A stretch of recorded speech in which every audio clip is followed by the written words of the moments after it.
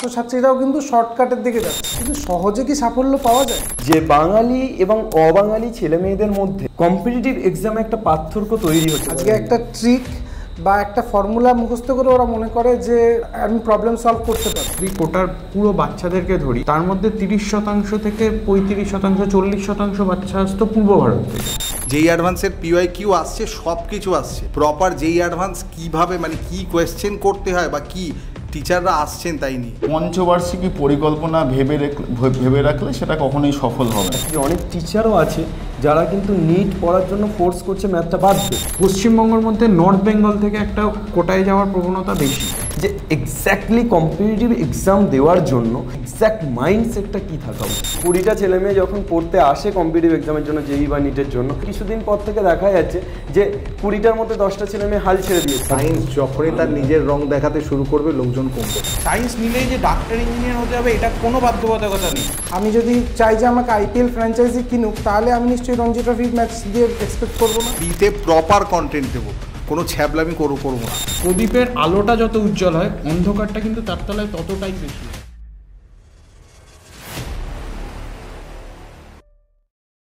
Hello everyone, welcome to SOE Bangla competitive. আজকে আমরা একটা রেকর্ডেড ওরিয়েন্টেশনে বসেছি। আমি এবং আমার সাথে তোমাদের প্রত্যেকটি স্যার আছেন আজকের এই ওরিয়েন্টেশনটাতে। একটা রেকর্ডেড ওরিয়েন্টেশন তোমাদের চ্যানেলে এসছে, যেটাতে ডিজিটাল বোর্ডে আমরা ইন ডিটেলস ব্যাপারটা বুঝিয়ে দিয়েছি। এক্স্যাক্টলি কিভাবে আমরা এগোবো, আমাদের পলিসি কি, কোন স্যার থাকছেন, কোন কম্পিটিটিভ এক্সামের জন্য প্রিপেয়ার করব। কিন্তু আজকের এই রেকর্ডেড ওরিয়েন্টেশনটা কেন আবার একটা ওরিয়েন্টেশন, তার কারণ হলো তোমরা এই সময়ে অনেক কমেন্টে প্রশ্ন করেছো, অনেক কিছু বলেছো যে স্যার এটা কি হবে, স্যার এটা কি হতে পারে, স্যার আপনারা কিভাবে করাবেন। সেই প্রশ্নের উত্তরগুলো আজকের আমরা এই ওরিয়েন্টেশনে রাখবো। আমাদের প্রত্যেকটি স্যারকে আমি বেসিক্যালি অনেকগুলো প্রশ্ন করব এবং সেই প্রশ্নগুলো তোমাদেরই প্রশ্ন, সেই প্রশ্নগুলোর উত্তর স্যারেরা দেবেন এবং একটা খুব কম্প্যাক্ট অনুষ্ঠান বা কম্প্যাক্ট একটা ওরিয়েন্টেশন হতে চলেছে। তোমরা প্রত্যেকে আশা রাখছি শেষ পর্যন্ত দেখবে। আমি একদম শুরুতেই চলে যাব সায়ন্তন স্যারের কাছে। সায়ন্তন স্যার, আপনাকে লাইভ ওরিয়েন্টেশনে ওরা পায়নি। আপনি ফিজিক্সের টিচার হিসেবে জয়েন করেছেন, কিন্তু লাইভ ওরিয়েন্টেশনে ওরা কিন্তু আপনাকে দেখতে পারেনি, তার কারণ সময়টা একটু পিছিয়ে গেছে। তো আজকে আপনাকে দিয়েই আমার প্রশ্ন শুরু। ছেলে মেয়েদের একটা জায়গা দেখা যায় যে বাংলার ছেলে মেয়েদের ক্ষেত্রে যে কম্পিটিটিভ এক্সামে চান্স পাওয়ার প্রবণতা দিন দিন কমছে। বাংলার ছেলে মেয়েদের যদি আমরা রেশিও দেখি, সায়েন্স নেওয়ার প্রবণতা বাড়ছে, কিন্তু কম্পিটিটিভ এক্সামে ব্যাকফুটে চলে যাচ্ছে। আপনার কি মনে হয় এটা কেন? দেখুন, খুব ভালোভাবে তো আত্মসমালোচনা করা যায় না, তাও আত্মসমালোচনা করতে গেলে একটু হার্শ রিয়েলিটি আমাদেরকে দেখতেই হবে। একেবারে। এবার শিক্ষা ব্যবস্থা তো সামাজিক ব্যবস্থার থেকে কিছু ভিন্ন নয়। এবার সামাজিক ব্যবস্থা যেরকম আমরা প্রতিটা ক্ষেত্রে শর্টকাট খোঁজার চেষ্টা করি, আমরা দেখতে পাচ্ছি যে ছাত্রছাত্রীরাও কিন্তু শর্টকাটের দিকে যাচ্ছে। কিভাবে সহজে একটা সাফল্য পাওয়া যায়, কিন্তু সহজে কি সাফল্য পাওয়া যায়? আজকে একটা ট্রিক বা একটা ফর্মুলা মুখস্থ করে ওরা মনে করে যে আমি প্রবলেম সলভ করতে পারবো, কিন্তু সেই ফর্মুলাটা কোত্থেকে আসছে সেই ডিরাইভেশনটা হয়তো সে যাচ্ছে না। আমি ফিজিক্স পড়ি এবং পড়াই, আমি ফিজিক্সের পার্সপেক্টিভ থেকেই বলছি। তো ওরা মনে করে যে একটা ফর্মুলা বেস করে আমি প্রবলেম সলভ করে ফেলতে পারবো, কিন্তু যখন সেই ভেতরটার থেকে প্রশ্ন হয় তখন সেখানটায় একটা অসুবিধা দেখা দিচ্ছে। দ্বিতীয়, যাদের মধ্যে যে অধ্যাবসায় যদি আমি কোনো বাচ্চার মধ্যে দেখতেও পাই, সেইখানে কিন্তু অধ্যাবসায়ের পদ্ধতিগত কিছু ভুল থাকে। আমি সারাদিন ধরে 100খানা MCQ সলভ করলাম, কিন্তু সেটা তো রিকোয়ারমেন্ট নয়। আমি যদি চাই যে আমাকে IPL ফ্র্যাঞ্চাইজি কিনুক, তাহলে আমি নিশ্চয়ই রঞ্জি ট্রফির ম্যাচ দিয়ে এক্সপেক্ট করবো না। একেবারে। তো আমার নির্দিষ্ট সময়ের মধ্যে কতগুলো MCQ করতে হবে, আমার যে টার্গেটটা কম্পিটিটিভ এক্সামে, সেইভাবে আমার প্র্যাকটিসটা হওয়া উচিত।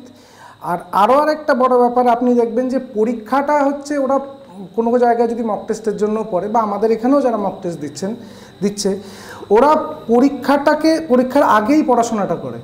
পরীক্ষার আগে যতটা এফোর্ট দেওয়া দরকার, পরীক্ষার পরে ঠিক অতটাই এফোর্ট দেওয়া দরকার। এটা আমরা বুঝি না। বাবা মারা বকলো, নিজের মন খারাপ হলো, বা কেউ কোনো পরীক্ষা ভালো দিলে উচ্ছ্বসিত হলো, পরীক্ষাটাকে নিয়ে অ্যানালিসিস ঠিক করে হয় না একেবারে। তো আমার মনে হয় যে এই তিনটে কারণে আমাদের বাংলার ছেলেমেয়েরা কিন্তু খানিকটা হলেও পিছিয়ে যায়। এর সাথে আমি একটা কারণ যুক্ত করব। আমার মনে হয় আর একটা বড় কারণ হতে পারে মানসিকতা। মানে ছেলে মেয়েরা ভাবে যে কম্পিটিটিভ যেই অ্যাডভান্স ওটা ওর জন্য, আমার জন্য নয়, নিট ওটা ওই মেয়েটি দেবে, আমি নয়। মানে এই মানসিকতাটা কোথাও গিয়ে একটা ডিফারেন্স তৈরি করছে। শুরু থেকেই যদি মাইন্ডসেটটা খুব স্ট্রং হয় যে ওই ছেলেটি বা ওই মেয়েটি পারলে আমিও পারবো, ক্লাসে ফার্স্ট বয় পারলে আমিও পারবো, এই জায়গাটা বোধহয় খুব দরকার। তো সায়ন্তন স্যার, আপনার প্রশ্ন দিয়েই ওয়েলকাম করা হলো এসওই বাংলাতে। এরপর আমরা চলে যাব শুভদীপ স্যারের কাছে।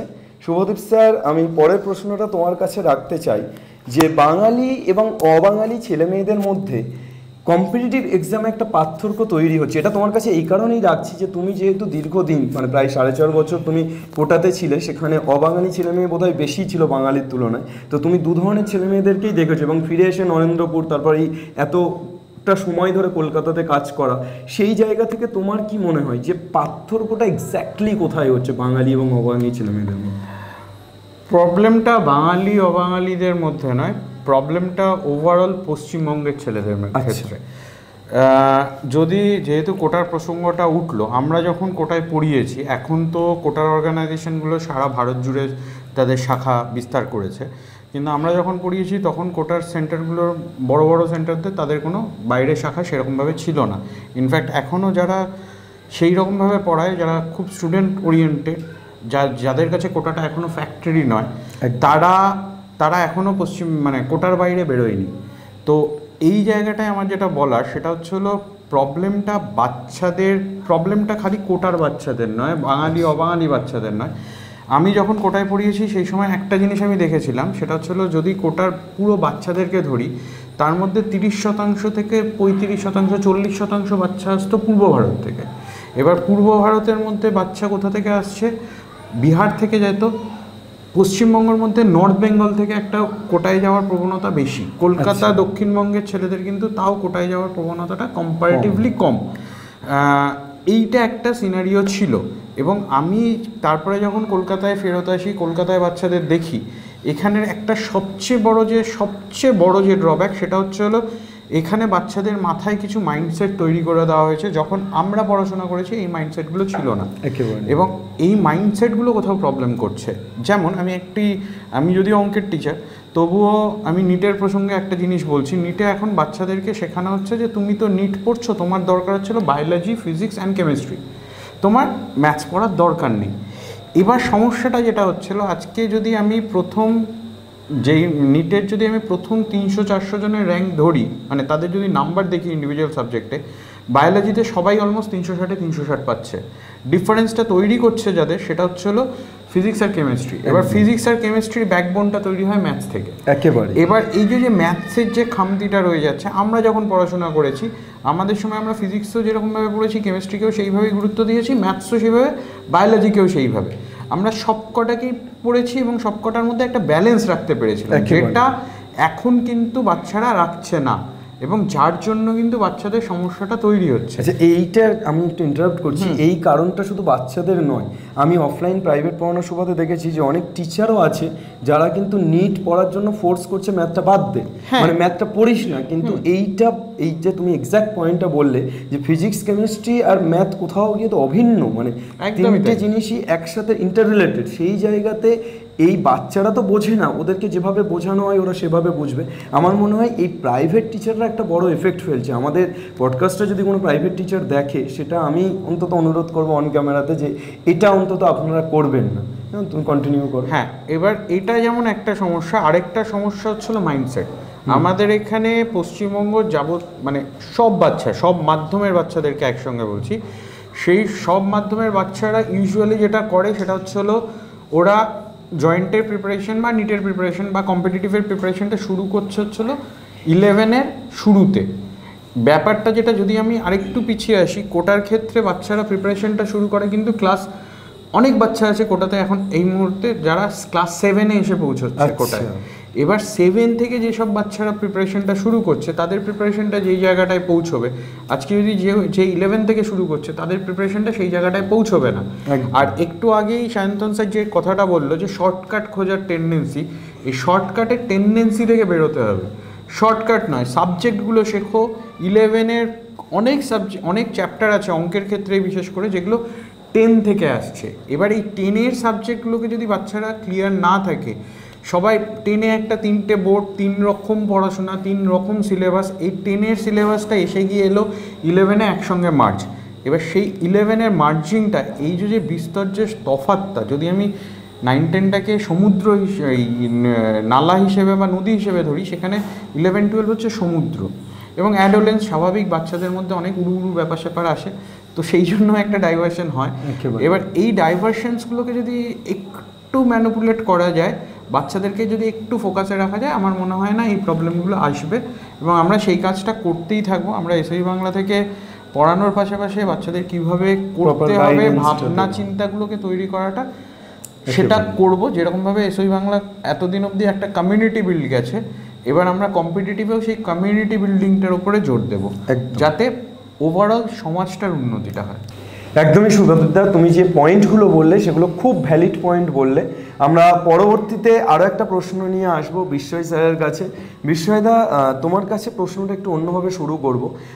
তুমি জানি আমি কখনো, তুমি নিজে মুখ থেকে বলবে না, তুমি এগুলো বলতে উৎসাহীও নাও এবং পছন্দও করো না, কিন্তু আমি একটু বলছি অন ক্যামেরাতে, কারণ বলাটা দরকার, যে তুমি মাধ্যমিকে 10ম হয়েছো, তারপর তুমি উচ্চ মাধ্যমিকে দেওয়ার পর কারেন্ট ইয়ারেই তুমি নিট ইউজি ক্রাক করেছো, মানে নিট ইউজি না, তখন WBJEE ক্রাক করেছো, দিয়ে নিট পড়তে গেছো, তারপর তুমি আবার নিট পিজিটাও ক্রাক করেছো, মানে অনেকগুলো কম্পিটিটিভ এক্সামের মধ্য দিয়ে গেছো, মানে তোমার অভিজ্ঞতাটা যেহেতু অনেক বেশি, তাই তোমার কাছে যে প্রশ্নটা আমি রাখবো সেটা হচ্ছে যে এক্স্যাক্টলি কম্পিটিটিভ এক্সাম দেওয়ার জন্য বা কোনো পরীক্ষাতেই ভালো ফলাফল করার জন্য এক্স্যাক্ট মাইন্ডসেটটা কী থাকা উচিত? আমার মনে হয় সব পরীক্ষার মূল মন্ত্র সেম। সেটা হলো যে প্রত্যেকবারই যখন আমরা পরীক্ষা দেব, বা আমি নিজে পরীক্ষা দিয়েছি, আমি ভেবেছি এইবারেই পারব। এবার পঞ্চবার্ষিকী পরিকল্পনা ভেবে রাখলে সেটা কখনোই সফল হবে না। তার কারণ এইবার বোর্ড এক্সাম দেব, তার পরের বার নিটের প্রিপারেশান নেব, এই মাইন্ডসেটটা থেকে প্রথমেই বেরিয়ে আসতে হবে। প্রথমে চেষ্টা করতে হবে এইবারের বোর্ড এক্সামের পাশাপাশি আমি জয়েন্টটাও একদম ক্র্যাক করব, এবং সেই জয়েন্টের যে প্রিপারেশান আর বোর্ড এক্সামের যে প্রিপারেশান, তাদের যে বিজ্ঞান, সেটা তো চেঞ্জ হয়ে যাচ্ছে না, সেটা তো প্রত্যেকটা মানুষ সেম থাকছে, বেসিকটা সেম। তা আমাদের যদি বিজ্ঞানটা শেখার জন্য হয়, এবং তাতে আমার মনে হয় না কোনো পরীক্ষাতেই কেউ টলাতে পারবে। একেবারে। তো সেই জায়গাটা আমার মনে হয় যে ওয়েস্ট বেঙ্গলের 90% ছেলেমেয়ে, কিন্তু আরও বেশি হবে আমি ক্যালকুলেশন অনুযায়ী, তো শাহিদ স্যার তাই তো আমরা দেখেছি, আমি ব্যক্তিগতভাবে অফলাইন পড়ানোর সুবাদে দেখেছি যে স্টুডেন্টরা বেসিক্যালি এটাই মাইন্ডসেট করে, তুমি এক্স্যাক্টলি যে কারণটা বললে, যে আগে আমি বোর্ডটা ভালো রেজাল্ট করব, তারপর 1 বছর ড্রপ নিয়ে নিট বা জেইর জন্য প্রিপারেশনটা নেব। এই জায়গা থেকে বেরোনোটা আমারও মনে হয় খুব দরকার। এই জায়গা থেকে বেরিয়ে প্যারালালি দুটোকে নিয়ে যাওয়া, যে আমি বেসিক পড়বো, সাথে অ্যাডভান্সও যাব। আর একটাও জিনিস আমি বলবো, শুভদীপ স্যার যেটা বললেন সেটা তো আমি একটু ডিফার করবো। যে অনেকে আমাকে জিজ্ঞেস করে যে ক্লাস 5 থেকে নিটের কি প্রিপারেশান নেওয়া স্টার্ট করব, অনেকে বলে ক্লাস 7 থেকে, কিন্তু আমার মনে হয় এই প্রিপারেশানটা ক্লাস 10 থেকে করলেই যথেষ্ট। তার কারণ আমাদের এনসিইআরটির বুক বা অন্য যা যা স্টাডি মেটেরিয়াল আছে, সেগুলো এমন কিছু না যেটাতে 2 বছরে পড়ে শেষ করা যাবে না। সেটা যদি আমরা মন দিয়ে করতে পারি, এবং অনেকে পারে না কেন এই পরীক্ষাটা ক্র্যাক করতে, তার সমস্যা হচ্ছে বই সবার কাছেই আছে, বইয়ের দামও খুব বেশি না, কিন্তু দুটো লাইনের মধ্যে যে গ্যাপটা আছে সেটা ফুলফিল হয় না। সেইটার জন্য গাইডেন্স দরকার, প্রপার গাইডেন্সটা দরকার। সেই গাইডেন্সটা পেলে আমার মনে হয় সবাই সেটা পারে, এবং ক্লাস 10 যথেষ্ট। একদম। আর একটা কথা আমি এখানে ইনক্লুড করতে চাই শুভদীপদার ধরেই, যে 7 থেকে প্রিপারেশন না শুরু করলেও 7-8-এর যে পড়াশুনো সেটা যেন খুব ভালো হয়, কেন বেসটা ক্লিয়ার না থাকলে, আমি বিশেষ করে এটা দেখেছি যে 11-এ ভর্তি হওয়ার পর ছেলেমেয়ে লসাগু গসাগু করতে পারছেন, তার মানে কি তার সেই সময়ের বেসটা ঠিক নেই। তো এই বেসটাকে ধরে যদি এগোনো যায়, যদি ঠিকঠাকভাবে সেই সময়ের পড়াটা, নিট পড়তে হবে না, যেই পড়তে হবে না, বাবা তোর যে বইটা আছে সেটা ভালো করে পড়, এটা যদি হয় তাহলেই যথেষ্ট। তো বিশ্বয়দা, তুমি একদম এক্স্যাক্টলি এই পয়েন্টটা রাখলে, আমিও ভাবনা চিন্তাতে এটা ছিল। আচ্ছা, আমি বিশ্বয়দার কাছ থেকে এবার অরুণব স্যারের কাছে যাব একদম অন্য ঘরানার প্রশ্ন নিয়ে। স্যার, আপনাকে যেটা বলতে চাই সেটা হচ্ছে আপনি দীর্ঘদিন কম্পিটিটিভটা পড়াচ্ছেন, একটা অভিজ্ঞতা আছে, আপনি নিজেও জানেন, মানে আমিও দেখেছি, আপনিও নিজে জানেন যে 20টা ছেলেমেয়ে যখন পড়তে আসে কম্পিটিটিভ এক্সামের জন্য, জেই বা নিটের জন্য, তার মধ্যে হয়তো 2টো ছেলেমেয়ে চান্স পাচ্ছে, বা হয়তো কিছুদিন পর থেকে দেখা যাচ্ছে যে 20টার মধ্যে 10টা ছেলেমেয়ে হাল ছেড়ে দিয়েছে, তারা শুধু বাড়ির প্রেশারে আসছে আর যাচ্ছে, আদৌ আপনি বুঝতে পারছেন কিছু কাজ করছে না। এই যে কনসিস্টেন্সিটা সরে যাওয়া, মানে হঠাৎ করে তারা শুরুতে তো একটা পজিটিভ মোটিভেশন নিয়ে আসছে, কিন্তু হঠাৎ করে সেই মোটিভেশনটাকে বেরিয়ে যাওয়া, এটার কি কারণ? ওই একটাই, মানে এখানে কি বলুন তো, বেশি কথা বলে লাভ নেই। সায়েন্স যখনই তার নিজের রং দেখাতে শুরু করবে, লোকজন কমবে। সায়েন্স, এবার বিষয়টা হচ্ছে কি, ওই মানে ধরুন ওই যেটা আপনারা বললেন যে 7 থেকে যে কনসেপচুয়াল ল্যাক তৈরি হয়, সেই ল্যাক আর মেটে না।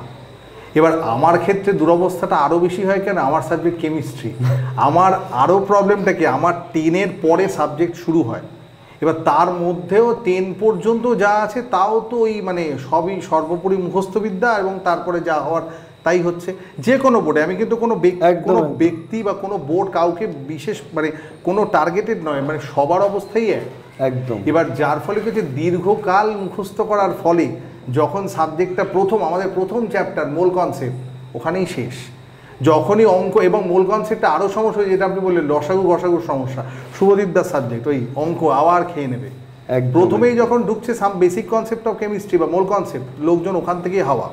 তারপর অ্যাটমিক স্ট্রাকচার, চ্যাপ্টার ওয়াইজ যদি আমি বলি সামান্য আগ্রহ দেখা যায়, তারপর অর্গানিক আস্তে আস্তে শেষ।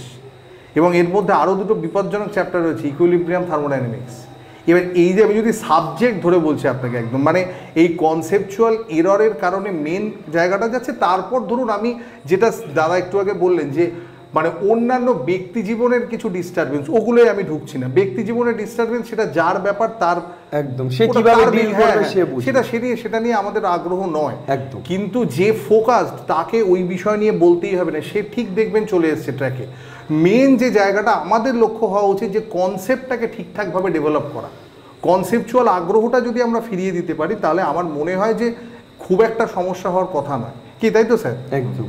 আমার মনে হয় যে কনসেপচুয়াল এররগুলোকে সরাতে হবে, এবং সাবজেক্ট ওই যেটা বাকি স্যারেরাও বলছেন যে কোনো সাবজেক্টে শর্টকাটে না গিয়ে সেটাকে একদম তার প্রপার ডেপথে গিয়ে সাবজেক্টটা শেখা একেবারে। সে প্রতিটা সাবজেক্ট, বায়োলজি মানে এটা নিয়ে মানে ধরুন এটা অনেকে এই ধারণাটা আমি বায়োলজি স্যারের আগেই বলে দিচ্ছি, বায়োলজিতেও কিন্তু সেম জিনিস অ্যাপ্লাই করতে হবে।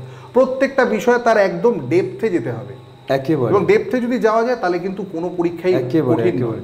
এখানে একটা জোকসে পার্ট যে সবাই বলে যে সস্তায় পুষ্টিকর, মানে সস্তায় পুষ্টিকর খাদ্য কথাটা সস্তায় পুষ্টিকর হয় একেবারেই, সেই মানে সাময়িক হতে পারে কিন্তু লং টার্মে সেই জিনিসটা থাকবে না। মানে ধরে নিলাম আজ যদি আপনি পেয়েও যান, 2 বছর বাদে সেই জিনিসটা চলে যাবে, একেবারে এটা ফ্যাক্ট। একদম। তো এটা আমার একেবারে আপনার যে এক্সপিরিয়েন্স বা দীর্ঘদিনের যে অভিজ্ঞতা, সেটা দিয়ে তো আপনি বললেন। আশা করছি স্টুডেন্টরা আমাদের এই কথাগুলোর মাধ্যমে অনেক বেশি উপকৃত হবে। এবার তারপর তো আমরা কমপ্লিট গাইডেন্স দেওয়ার জন্য আছি এসওই বাংলাতে, 24x7 আওয়ার্স আমরা কাজ করার চেষ্টা করছি। তোমরা অরুণব স্যারের কথা শুনলে এবং দেখলে যে এক্স্যাক্টলি কিভাবে তোমাদের পথগুলো চিহ্নিত করতে হবে বা যেতে হবে কোন পথে, সেটা নিয়েই আজকে আমাদের আলোচনা। পরবর্তীতে তো তোমাদের সাথে স্যারেরা থাকছে 24x7 আওয়ার্স পরিষেবা দেওয়ার জন্য। আমি একটু মুভ করবো অরুণব স্যারের থেকে, এবার একটু সাহিল স্যারের কাছে যাব। সাহিল স্যার বায়োলজি টিচার, দুজন পাশাপাশি বসে আছেন, বিশ্বয় স্যার এবং সাহিল স্যার। বিশ্বয়দা যেখানে শেষ করলো এক্স্যাক্টলি সেখান থেকে আমি শুরু করতে চাইছি যে এই বোর্ডস আর কম্পিটিটিভ আলাদাভাবে দেখা, এই জিনিসটা বিশ্বয়দা বললো যে না দেখে প্যারালালি ব্যাপারটা নিয়ে যাওয়া। আমার যেটা বলার সেটা হচ্ছে যে এতদিন ধরে তো আলাদাভাবে দেখে আসছে, ছেলে মেয়ে ড্রপার হিসাবেই তাদেরকে দেখছে যে আমরা 1 বছর বোর্ডসটা দেবো, তারপর ড্রপ নিয়ে আমরা ড্রপার হিসাবে নিটটা দেবো বা জেইটা দেবো। তুমি একটা কথা বলো যে এই দুটোকে ব্যালেন্স করতে হলে, যে বিষয়টা বলো প্যারালালি নিয়ে চলা, ব্যালেন্সটা কিভাবে করবে ছাত্রছাত্রী?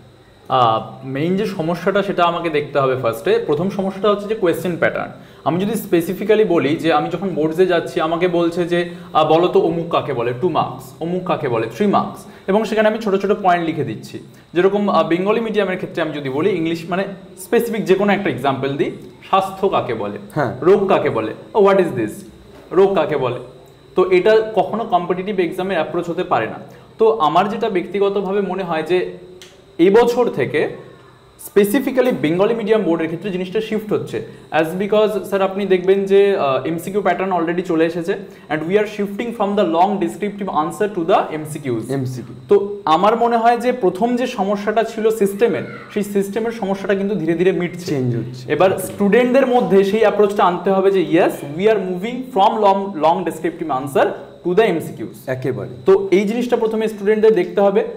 সেকেন্ড যেটা দেখতে হবে যে এমসিকিউ আসছে মানেই যে আমি এমসিকিউ পড়বো সেটাও নয়, আসবে এমসিকিউই কিন্তু আমরা পড়বো বড় আনসার। একেবারে বড় আনসারটা পড়ার দরকার হচ্ছে এটা যে সমস্ত জিনিসটা আমরা যখন ইন ডেপথে যাব দেন আমরা এমসিকিউ সলভ করতে পারবো। তো বোর্ডস আর কম্পিটিটিভ আলাদা করে দেখার মেইন যে মানে প্রবলেমটা সেটা হচ্ছে লোকে যখন বোর্ডস পড়ে তখন ভাবে আমি 5 নাম্বারের কোয়েশ্চেন পড়ি, 3 নাম্বারের কোয়েশ্চেন করে বেরিয়ে যাই, পরে দেখা যাবে এমসিকিউটা। আবার যখন এমসিকিউ করে তখন বলে যে আমি এমসিকিউগুলো মনে করে নিই, আমার এর যে ডিটেলস অ্যানালিসিসটা সেটা আমি পরে করে বেরিয়ে যাব, ওই পরে এই পরে করে একটা খিচুড়ি হয়ে যায় পরের, আর দেন কোনোটাই আসে না। তো যেটা সলিউশন সেক্ষেত্রে আমি বলবো যে বোর্ডসের স্টুডেন্টদেরকে যদি প্যারালালি নিট বা জেই বা যে কোনো জিনিস নিয়ে চলতে হয় তাহলে ওদেরকে পড়তে হবে বড় কোয়েশ্চেন, বড় কোয়েশ্চেনের পার লাইন বাই লাইন সেখান থেকে কি এমসিকিউ হতে পারে সেটা খুঁজে বের করে সেই জায়গাতেই লিখতে হবে বা পড়তে হবে। একদম এভাবে করলে বড় কোয়েশ্চেনের জায়গায় এমসিকিউ এর জায়গায়, আর অমুক একে বলে অমুক তো তাকে বলে সেটা না করে ছোট ছোট করে পিন পয়েন্ট হিসেবে জিনিসগুলো লিখে রাখতে হবে। পাশাপাশি সেটারই থিওরি, তার পাশে এমসিকিউ চলবে। তাহলে এক্সপ্লেনেশন তো বড় কোয়েশ্চেনে লেখাই থাকলো, বোর্ডসও চলে আসলো, এমসিকিউস চলে আসলো। এইভাবে করলে আমার মনে হয় এই প্রবলেমটা সলভ হয়ে যাবে। তোমার কথাটা যদি সারমর্ম করা যায়, একটা খুব প্রচলিত কথা আছে যে এক ঢিলে দুই পাখি মারা। অ্যাকচুয়ালি আমাদের এক ঢিলে দুই পাখি না, অনেকগুলো পাখি মারতে হবে। সাহিল, একদম সেই জায়গাটা থেকেই আমরা একটু মুভ করছি, এবার আমাদেরই খাদিমুল স্যারের কাছে চলে আসি। খাদিমুল স্যার, একেবারে শেষের দিকে আমরা চলে এসেছি প্রশ্ন উত্তরের। তো আপনার কাছে যে প্রশ্নটা রাখার সেটা হলো যে আপনি বেসিক্যালি খুব প্রান্তিক এলাকা থেকে বিলং করেন। হ্যাঁ, অনেকটা সময় কলকাতাতে কাটিয়েছেন, কিন্তু আপনি বর্ধমান থেকে উঠে আসছেন, বর্ধমানে সেই জায়গা থেকে উঠে এসে কলকাতা, তারপর আবার ফিরে যাওয়া বর্ধমান এবং বর্ধমানের ছেলেমেয়েদেরকে অফলাইনে পড়ানো, এই যে অভিজ্ঞতাটা, এখান থেকেই বলি বর্ধমানে তুমি যে গ্রামটাতে থাকো আমি তো জানি সেটা একটা প্রান্তিক গ্রাম এবং রিসেন্টলি বন্যাও সেই গ্রামের মধ্যে দিয়ে বয়ে গেছে। তো তোমার কি মনে হয় যে প্রান্তিক ছেলেমেয়েদের এক্স্যাক্ট সমস্যাটা কোথায় হচ্ছে? স্যার অ্যাকচুয়ালি সমস্যা অনেক কটাই রয়েছে, তবে বেসিক্যালি আমি মেন 3টে সমস্যার কথা আজকে বলছি যেগুলো অ্যাকচুয়ালি ছেলেরা রিলেট করতে পারবে। সবার বড় সমস্যা হচ্ছে তাদের বাড়ি আর যেখানে টিউশনি বা যেখানে অফলাইন পড়তে আছে তার মধ্যে ডিস্ট্যান্স অনেকটা হয়ে যায়। অ্যাকচুয়ালি আমার বন্ধুগুলোর মাধ্যমে আমি শুনেছি যারা কোচবিহারে থাকে তারা অ্যাকচুয়ালি এক জায়গাতে ঘর ভাড়া নিয়ে থাকে, সেখানে ঘর ভাড়া নিয়ে থেকে পড়াশোনা করছে, রান্না বান্না জামা কাপড় কাছে সব কিছু নিজেদের। তো এই সমস্যাটা যথেষ্ট বড় সমস্যা। এবং তার সাথে আমি সেকেন্ড পয়েন্টে আসি, যেখানে যে পড়ছে সেখানেও অ্যাকচুয়ালি যে ভালো টিচার পাচ্ছে সেটাও কিন্তু স্যার অনেক সময় হচ্ছে না। তো তারা যাচ্ছে, সেখানে থাকছে, এত কষ্ট করে প্রত্যেক দিনে জার্নি করছে বা সেখানে থেকে পড়াশোনা করছে, বাট এডুকেশনটা ঠিক মতো পারছে না। এটা সেকেন্ড। এবং থার্ড এবং last but not the least যেটা আমি বলবো স্যার, সেটা হচ্ছে যে সেই অংশে মানে যে টিচারগুলো আছে তাদের দ্বারা প্রপার গাইডেন্সটা আসছে না। মানে হয়তো কম্পিটিটিভ পড়ানোর জন্য হয়তো স্যারগুলো বোর্ডসের জন্য পড়াচ্ছেন কিছুটা, বাট কম্পিটিটিভ পড়ানোর জন্য যে প্রপার গাইডেন্সটা দরকার সেটা কিন্তু সেখানে থেকে পাওয়া যাচ্ছে না। আর সবথেকে বিশেষ করে বাংলা ছেলেদের জন্য মানে বাঙালিদের জন্য বিশেষ করে প্রপার কম্পিটিটিভের গাইডেন্সটা আই থিঙ্ক ইউটিউবেও এখনও ঠিকমতো নেই। হোপফুলি আমরা এসএই বাংলার তরফ থেকে এই এখানে আমি তোমাকে একটু ইন্টারাপ্ট করবো, সেটা হচ্ছে যে তুমি বললে যে কম্পিটিটিভের গাইডেন্স প্রপার নেই, কিন্তু অনেক বড় বড় ইনস্টিটিউশন বা চ্যানেল আছে অনলাইন প্ল্যাটফর্ম যারা কিন্তু কম্পিটিটিভের গাইডেন্স দিচ্ছে এবং প্রান্তিক জায়গাগুলোতে পৌঁছচ্ছেও, কিন্তু সেখানে ঘাটতিটা বা খামতিটা কোথায়? স্যার অ্যাকচুয়ালি ঘাটতিটা হচ্ছে ল্যাঙ্গুয়েজের। আমি যেখানে বলবো মেইন হচ্ছে ল্যাঙ্গুয়েজের। আমরা বাঙালিরা যারা হচ্ছে বাংলা বোর্ডস থেকে পড়াচ্ছি তারা অ্যাকচুয়ালি বাংলাতে কথা বলা বা বাংলার পুরো পড়ার মধ্যে কমফোর্টেবল একটা, বাট যেখানে গাইডেন্সগুলো বা যেভাবে দেওয়া হচ্ছে সেগুলো অ্যাকচুয়ালি ওভারঅল যে সিবিএসই বোর্ড বা অ্যাকচুয়ালি একটা ওভারঅল ইন্ডিয়ার মধ্যে যেন একটা দেওয়া হচ্ছে, বাট প্রপারলি টার্গেট করে বাংলা স্টুডেন্টদের জন্য অ্যাকচুয়ালি বেশ করে আই থিঙ্ক সেরকমভাবে দেওয়া হচ্ছে না। যাদের বাঙালিদের সমস্যা হয়তো আরও আলাদা। এখানে একটা পয়েন্ট আমি অ্যাড করতে চাই, সেটা হচ্ছে বাঙালি স্টুডেন্টরাও এই ধরনের অনলাইন প্ল্যাটফর্ম থেকে গাইডেন্স নিয়ে পাচ্ছে, কিন্তু কারা পাচ্ছে? সামনের সারির ছেলে মেয়েরা, মানে যারা এক্স্যাক্টলি সামনের সারিতে বিলং করছে তারা ক্যাচ করতে পারছে, নিতে পারছে, কিন্তু যারা মাঝখানে এবং পিছনে থেকে যাচ্ছে তারা কিন্তু আর টোটালি পাচ্ছে না। তাহলে আমাদের পরিকল্পনাটা কোথাও গিয়ে তাদের জন্য বেশি একদম যেটা আপনি কোয়েশ্চেনটাই করেছিলেন যে প্রান্তিক অঞ্চলের ছেলে মেয়েরা, তো সেখানটাই হচ্ছে আমাদের অ্যাকচুয়ালি পৌঁছাতে হবে। এসএই বাংলা সেখানে গিয়ে পৌঁছাবে। যারা পেয়ে যাচ্ছে স্যার তাদের তো খুবই বেস্ট, তারা পেয়ে যাচ্ছে, তাদের জন্য তো আছেই, কিন্তু যাদের জন্য নেই তাদের জন্য এসএই বাংলা আছে স্যার। একদম এটা বলে আমি স্যার শেষ করব আমার কথা। আর এছাড়াও আরও অনেক প্রবলেম আছে যেগুলো আমরা ধীরে ধীরে সব টিচার মিলে ডিসকাস করবো, বাট মেন প্রবলেম স্যার এগুলো যেগুলো একেবারে 24 মিনিটে তো 24 ঘন্টার আলোচনা সম্ভব নয়। তো ঠিক আছে, আমরা এরপর বেশ কিছু র্যান্ডম প্রশ্নে চলে যাব। তো সেগুলো আপনারা যারা যেটা বলতে চান, যেটা আপনারা বক্তব্য রাখতে চান সেটা রাখবেন। আর আমরা আমাদের আলোচনাটাকেও শেষ করব, কেননা ছেলে মেয়ে আলোচনা শুনে তো সময় নষ্ট করে লাভ নেই, তাদের পড়াশুনো শুনতে হবে। তো আমি বেশ কয়েকটা প্রশ্ন ছুড়ে দেব, আপনারা ক্যাচ করবেন এবং আপনারা উত্তর দেবেন। তো প্রথমেই যে প্রশ্নটা ছুড়ে দিই সেটা হচ্ছে ড্রপার স্টুডেন্টরা এক্স্যাক্টলি কিভাবে, মানে যারা উচ্চ মাধ্যমিক দিয়ে কম্পিটিটিভ এক্সামের প্রিপারেশন নিচ্ছে তারা এক্স্যাক্টলি কিভাবে এগোবে বা কিভাবে পড়বে, এটা এই বিষয়টা বলতে চাইছো? আচ্ছা, যারা ড্রপ আউট বা 1 বছর কিংবা 2 বছর ধরে নিট পরীক্ষা দিচ্ছে অথচ চান্স পাচ্ছে না, তাদের ক্ষেত্রে আমার মনে হয় যে একবার ঠান্ডা মাথায় আত্মপক্ষ সমালোচনা করা দরকার। অন্তত 1 সপ্তাহ সব কিছু থেকে ডিটাচ থেকে নিজের কি ভুল হচ্ছে সেইগুলো ভাবা উচিত। এবার অনেকের ক্ষেত্রে কি হয় যে মা বাবা দিক থেকেও একটা সময় সাপোর্টটা হারিয়ে ফেলে। এবার নিজেকেই প্রমাণ করতে হয়, নিজেকে বারবার বোঝাতে হয় যে আমি পারবো, আমি এটার জন্য উপযুক্ত, অন্য কেউ নয়। তা সেইটা যখনই দেখা যাবে যে আমি বা সেই ছাত্র বারবার করে খুব নিজে চেষ্টা করছে, তখন মা বাবাও তার সাপোর্টে আসবে একটা সময়। তা সেই আত্মপক্ষ সমালোচনার থেকে বড় কিছু আর হতে পারে একেবারেই, এবং আয়নার সামনে নিজেকে বারবার দাঁড় করানো, এটা খুব দরকারি। অন্তত 1 সপ্তাহ সময় নিয়ে উচিত যে একটা খাতায় দেখা আমার আগের বার কি ভুল হয়েছিল, এইবার সেই মিস্টেকগুলো আমি করব না, একদম। তাহলে আমার মনে হয় যে বেস্ট হবে এবং ঠিকঠাকভাবে যেতে পারবে, রাস্তায় যেতে পারবে। একদম। নেক্সট স্যার, আমি এখানে একটু জিনিস অ্যাড করতে চাই, যেটা আমি খুব রিসেন্টলি বলতে বহুদিন ধরেই দেখা যাচ্ছে। সেটা হচ্ছে যে ড্রপ নেওয়ার পর ধরুন আমার হলো না, দেন আমি ড্রপ না নিয়ে কি প্রাইভেটে ভর্তি হয়ে যাব। এই যে প্রবণতাটা ধীরে ধীরে বেড়েই চলেছে, এবং সেটা প্রান্তিক স্টুডেন্টদের ক্ষেত্রে এই সমস্যাটা আরও হয় যে বাবা মাদের ক্ষেত্রে সেরকম সামর্থ্য থাকে না, অথচ তারা একটা রিস্ক নিয়ে তাদের সমস্ত মানে কি বলবো দাও লাগিয়ে দেয়, দিয়ে ভর্তি করিয়ে দেয়। তো আমি সবার কাছে এই জিনিসটা জানতে চাইবো যে এই জিনিসটা কতটা প্রাসঙ্গিক, মানে প্রান্তিক স্টুডেন্টদের কাছে এই জিনিসটা কি প্রাসঙ্গিক, মানে যেখানে এই পরীক্ষাগুলো চলে আসছে, যে পরীক্ষাগুলো আমাদের গভর্নমেন্ট কলেজে বা টপ আইআইটিসে বা মেডিকেল কলেজগুলোতে সিকিউর করতে সাহায্য করে। তো মানে ড্রপারের ক্ষেত্রে কি জিনিসটা অ্যাপ্রোচটা যাওয়া উচিত, যেখানে প্রান্তিক স্টুডেন্টদের কথা যদি আসে স্যার, মানে এটাকে কিভাবে দেখা যেতে পারে? একটা প্রশ্ন ছুড়ে দিল, কে বলবেন? আমি বললাম যে স্যার ড্রপারের ক্ষেত্রে অনেকে কি হয় যে প্রাইভেট কলেজে চলে যায়, একদম। এবার সেটা হয়তো সামনের সারির স্টুডেন্টদের যারা অর্থনৈতিকভাবে সক্ষম তাদের ক্ষেত্রে ঠিক আছে, বাট রিসেন্টলি যে ঘটনাটা চারিদিকে আপনারা একটুই এদিক ওদিকে তাকালেই দেখা যাচ্ছে যে প্রান্তিক ছেলেরাও যাচ্ছে এবং সবকিছু নিয়ে, এবং দিনের শেষে তারা না তো কম্পিটিটিভ এক্সাম দিয়ে সেই মানে কম ফিজে সেই ভালো জায়গায় গেল, এবং তারা সর্বস্ব হারা অলরেডি, মানে তারা যদি একদম ফিক্স জায়গায় না যায় তাহলে বিপদ হতে পারে। তো এই জিনিসটাকে স্যার কিভাবে মানে অ্যাপ্রোচটা নেওয়া যায় বা কি অ্যাভয়েড করা যেতে পারে? আমি আগের উত্তরের সূত্রতা ধরেই বলবো যে আগে একটা ফ্লো চার্ট মেনটেন করা উচিত, যে আগের যে ভুলগুলো আমি কি আইডেন্টিফাই করতে পেরেছি, যদি আইডেন্টিফাই করতে পারি আমার দ্বিতীয় প্রশ্ন হওয়া উচিত আমি কি ততটাই প্যাশনেট। এই দুটো প্রশ্নের উত্তরই যদি ঠিক থাকে তাহলে আমার মনে হয় যে প্রাইভেট এগিয়ে যাওয়া উচিত, না গিয়ে মা বাবার কাছে বলা যে আমি মা আরেকবার চেষ্টা করে দেখতে চাই, এরপরে যা হবে তুমি যা বলবে আমি মাথা পেতে নেব, একদম। কিন্তু এই দুটোর মধ্যে কোনো একটা জায়গায় যদি মিনিমাম সেলফ ডাউট থাকে তাহলে আমার মনে হয় পিছিয়ে আসা ভালো একেবারে। আর আমি একটা জিনিস অ্যাড করবো যে প্রাইভেট সেক্টরে যাওয়ার আগেও খুব ভালো করে বোঝা উচিত যে কোথায় যাচ্ছি, কি স্কোপ আছে, ওটা নিয়ে অ্যানালাইসিস করা নিজে সেটা খুব দরকারি।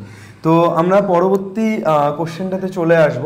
আমি রিসেন্টলি দেখলাম আমাদের কমিউনিটি পোস্টে বেশ কিছু পোস্ট হয়েছে এবং সেখানে বেশ কিছু কমেন্ট যে আমরা যেই অ্যাডভান্স, যেই মেন, WBJEE সব কিছুর জন্য প্রিপারেশন দেবো কম্পিটিটিভ চ্যানেল লিখেছিলাম, সেখানে দেখলাম যে যেই অ্যাডভান্সের PYQ করান আগে তারপর যেই অ্যাডভান্স লিখবেন, পড়াতে আসবেন, এটা নিয়ে কি বলবেন? হ্যাঁ আগে স্যার যেই অ্যাডভান্সের PYQ হবে করেও দেখাবো, যেই অ্যাডভান্সের কোন পোর্শনে কার কোয়ারি, সব কোয়ারি মিটিয়ে দেবো। যেই অ্যাডভান্সের PYQ আসছে সব কিছু আসছে প্রপার, যেই অ্যাডভান্স কীভাবে মানে কি কোয়েশ্চেন করতে হয় বা কি টিচাররা আসছেন তাই নিয়ে, এটা নিয়ে আমি কথা বলাতে খুব একটা প্রেফারেন্স দেবো না। ক্লাসগুলো শুরু হোক, প্রবলেমগুলো স্টার্ট করি, তাহলেই আমার মনে হয় উত্তর দেওয়া হয়ে যাবে। একদম। তো এখানে আমি কিছু জিনিস যুক্ত করব, সেটা হচ্ছে হলো আমার খুব পরিষ্কার প্রশ্ন সবার কাছে, সেটা হচ্ছে হলো PYQ করানোটা একটা টিচার করাচ্ছে সেটাই কি মানে সেটা কি জাস্টিফাইড? একটা টিচার কেন করাবে? সে স্টুডেন্টের মধ্যে সেই স্কিলটা তৈরি করে দেবে, স্টুডেন্ট নিজে থেকে করবে PYQটা। একদম। আমার মনে হয় সেই জায়গাটা আমরা আরো বেশি ফোকাস দেবো, শেখাটা দরকার। আর এর আগের যে প্রশ্নটা ছিল সেখানে আমি একটু একটা ছোট্ট সংযোজন করব। ওরা একদম পরিষ্কার কথা বলেছে, কিন্তু এখন যেটা প্রান্তিক বাচ্চাদের ক্ষেত্রে বা পশ্চিমবঙ্গের সমস্ত বাচ্চাদের ক্ষেত্রে একটা জিনিস, যেটা আমাদের বাঙালির নামই আছে বাঙালি হুজুগে জাতি, হয়তো হুজুগে পড়ে সবাই ভাবছে যে আমি সায়েন্স নিয়েছি, আমি ডাক্তার হচ্ছি, আমি ইঞ্জিনিয়ার হচ্ছি, কিন্তু একবার ভাই তোরা সবাই নিজেদেরকে প্রশ্ন কর, তোরা কি ডাক্তার বা ইঞ্জিনিয়ার হওয়ার যোগ্য আদেও? সায়েন্স নিলেই যে ডাক্তার ইঞ্জিনিয়ার হতে হবে এটা কোনো বাধ্যবাধকতা নেই। টোটাল প্রায় 6000 কেরিয়ার আছে 11-12 পরে। প্রত্যেক কটা কেরিয়ারের সম্বন্ধে জান, প্রপার নলেজ নে, অনেক রাস্তা আছে এবং অনেক রাস্তাগুলোতে ভালো ভালো জায়গা আছে। একেবারে নিজেকে জানাটা জরুরি, হুজুগে মাতিস না। একদম। এই প্রশ্নটা ধরেই আমি যেটা বলতে চাই সেটা হচ্ছে, এই যে তুমি বললে নিজেকে জানাটা জরুরি, অর্ণব স্যারও বললো, আমি বলতে চাইছি যে নিজেকে জানবে কিভাবে। মানে ছেলে মেয়ে অপশানগুলো তো ধরো এখন অনলাইন প্ল্যাটফর্ম আছে, ইউটিউব সার্চ করলেই জেনে নিতে পারবে যে যেই নিট ছাড়া আর কি করা যায়, কিন্তু ও কোনটার জন্য ক্যাপেবল, ও নিজেকে জানবে কিভাবে? সমস্যাটা হচ্ছিল ইউটিউবে আজকে হয়তো প্রচুর জিনিস আছে, সেটা নিয়ে কোনো সমস্যাটা নয়। সমস্যাটা হচ্ছিল ইনফরমেশনও যেমন আছে, মিস ইনফরমেশন ভর্তি আছে। সো বাচ্চাদেরকে এটা বুঝতে হবে ইনফরমেশন কোনটা, মিস ইনফরমেশন কোনটা। ওই ঠাকুরের কথায় একটাই জিনিস ঠাকুর বলেছিলেন, রাজহাঁস আর দুধ আর জলের মধ্যে ডিফারেন্স করো। এটা বাচ্চাদের মধ্যে থেকে আসবে, এটা আমরা বলে দিয়ে চাপিয়ে দেওয়ার জায়গা এটা নয়। এটা বাচ্চারা বুঝুক, বাচ্চারা বুঝে, বাচ্চারা বাচ্চাদের মতো করে করুক। আচ্ছা। আর এটা নিয়ে আমাদের অলরেডি রেকর্ডেড ভিডিও তোমরা দেখতে পাবে, এরপরেই আসতে চলেছে যে আমাদের যে মেইন কোর্সগুলো আছে, সেটা নিট জেই অ্যাডভান্স হোক বা WB জেই, এটা বাদ দিয়েও আর কতগুলো এক্সাম আছে, সেটা ক্লাস 10-এর পরে দেওয়া যায় না 12-এর পরে দেওয়া যায়, নাকি সেগুলো গ্র্যাজুয়েশনের পরে দেওয়া যায়, এবং সেই এক্সামগুলো কোন সময়ে হয়, সেটার মেইন বেসিকটা কি, সেখানে কোনো স্কলারশিপ বেসড এক্সাম আছে কি না, এই সমস্ত জিনিসের উপরে অলরেডি স্যার এবং আমি তোমাদের জন্য একটি রেকর্ডেড ভিডিও অলরেডি করে নিয়েছি, সেটা তোমরা দেখতেই পাবে, যেটা শুভদীপ স্যার এক্ষুনি বলছিলেন যে অনেকগুলো স্ট্রিম আছে, সবগুলো হয়তো কভার করা পসিবল নয়, বাট অনেকগুলো স্ট্রিম আমরা সেই ভিডিওতে কভার করেছি। অবশ্যই তোমরা চ্যানেলের সঙ্গে থাকো, সেই সব জিনিসগুলো তোমরা দেখতে পেয়ে যাবে এবং ভবিষ্যতে আসতেই থাকবে। একদম।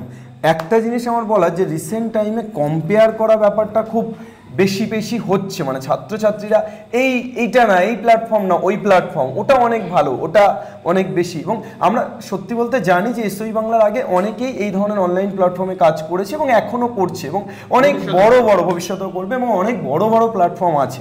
মানে বড় বলতে আমি সেই সেন্সে বলছি যে ছেলেমেয়েরা যে সেন্সে ভাবছে, সেই জায়গাতে দাঁড়িয়ে আজকে এসওই বাংলার প্রান্তিক ছেলেমেয়েদের জন্য, বাংলার শহুরে পিছিয়ে পড়া ছেলেমেয়েদের জন্য কাজ করছে। সেইটাকে, এসওই বাংলা কম্পিটিটিভটাকে কেন ছেলেমেয়ে ফলো করবে? মানে what is the reason behind it, follow করার পিছনে? আমি এখানে কিছু জিনিস সংযোজন করব। এটা মানে আমার একদম নরেন্দ্রপুরের অভিজ্ঞতা থেকে বলছি। নরেন্দ্রপুরে আমাদের স্কুলের পড়ানো হয়, স্কুলের টিচাররা পড়াচ্ছে, কম্পিটিটিভের জন্য আলাদা করে ক্লাস হয়, ঠিক আছে। এবার স্কুলের ধরুন ABC, এটা সব স্কুলেই হচ্ছে, ABC 3জন টিচার আছে, 3জন ফিজিক্স পড়াচ্ছে, 3টে জায়গা থেকে পড়াতে শুরু করলো। আবার যেখানে ওরা কম্পিটিটিভের জন্য পড়ছে সেখানে 4 নম্বর চ্যাপ্টারটা শুরু করলো। এবার একটা বাচ্চা যে সবে 10টা পেরিয়ে এসছে, তার পক্ষে এই প্যারালাল প্রসেসিংটা এটা সম্ভব না। আমরা ইঞ্জিনিয়ারিংয়ে গিয়ে হয়তো 6টা সেমিস্টার, মানে একটা সেমিস্টারে 6টা করে সাবজেক্ট পড়েছি, সেখানে কিন্তু আমরা প্যারালাল প্রসেস করেছি। কিন্তু এইখানে দাঁড়িয়ে এই যে প্রত্যেক কটা সাবজেক্ট, 3টে সাবজেক্টে ধরুন যদি আজকে 5টা করে প্যারালাল প্রসেসিং করতে হয়, বাচ্চার পক্ষে সময় কোথায়, টাইম কোথায়? আরেকটা জিনিস যেটা, সেটা হচ্ছে এই যুগটা ডাইভার্সনের যুগ। এখানে আজকে একটা বাচ্চার ধরুন সাপোজ সরলরেখায় প্রবলেম হলো, সে 10টা সরলরেখার ভিডিও পেয়ে যাচ্ছে। এবার সেই সরলরেখার ভিডিওগুলোর মধ্যে কোনটা তার কাজে লাগবে, কোনটা তার কাজে লাগবে না, এই জায়গাটা বোঝা যাচ্ছে না। চমকের ওপরে মানুষ যাচ্ছে, চমকের পিছনের যে প্রদীপের আলোটা যত উজ্জ্বল হয়, অন্ধকারটা কিন্তু তার তলায় ততটাই বেশি হয়। এই জায়গাগুলো বোঝাটা করতে হবে এক। আর 2 নম্বর জায়গা আমার যেটা মনে হয় সেটা হচ্ছিল, বাচ্চারা এখন প্রচণ্ড পরিমাণে পড়াশোনাতে চলে গেছে, লেখাপড়াতে ফিরতে হবে। লেখে না, বাচ্চাদের লেখার হ্যাবিটটা চলে গেছে। এবং লেখার হ্যাবিটটা যতক্ষণ না ফিরবে, যতক্ষণ বাচ্চারা নোট না বানাতে শুরু করবে, সম্ভব না ভালো রেজাল্ট করা। সাবজেক্টটা শেখাটা সম্ভব না। সাবজেক্টকে ভালোবাসো, সাবজেক্ট তোমাকে ভালোবাসবে। সাবজেক্টকে ভালোবাসলে কম্পিটিটিভেও নাম্বার আসবে, বোর্ডেও নাম্বার আসবে। একদম স্যার এক্স্যাক্টলি এখানে আমার এটাই বলার যে এসওই বাংলাকে কেন, যে অ্যাকচুয়ালি প্রশ্নটা ছিল, তো সেখানে হচ্ছে যে টিচার্সরা মানে ক্যামেরাতে আপনারা বা তোমরা দেখতেই পাচ্ছ যে গাইডেন্সটা অ্যাকচুয়ালি যে লেখা পড়ার যে ব্যাপারটা, যেটা স্যার এক্ষুনি উল্লেখ করলেন, এই যে ব্যাপারটা, তাছাড়া আরও যে সমস্ত ব্যাপারগুলো রয়েছে যেগুলো তোমাদেরকে হেল্প করবে অ্যাকচুয়ালি শুধুমাত্র বোর্ডস বা কম্পিটিটিভের জন্য যে তুলনামূলকভাবে বাকিরা যেভাবে পড়াচ্ছে তার তুলনায় এই যে এক্সট্রা গাইডেন্সটা তোমরা পাচ্ছ, আই থিঙ্ক সেটা এসওই বাংলার একটা আলাদা জায়গা তৈরি করে দেবে। আর সেজন্য আই থিঙ্ক এসওই বাংলাতে তোমরা ফলো রাখতে পারবে একেবারেই। এবং আরও আমি একটা যুক্ত করি, সেটা আমি সবসময় ওদেরকে বলি, সেটা হচ্ছে যে কখনো কোনো কাজ প্রফেশনটাকে দুভাবে দেখা যায়, যে প্রফেশনটা আমার প্যাশন না প্রফেশনটা শুধুই প্রফেশন। এসওই বাংলা সবসময় আমাদের প্রফেশনটাকে প্যাশন হিসাবে দেখে এসেছি।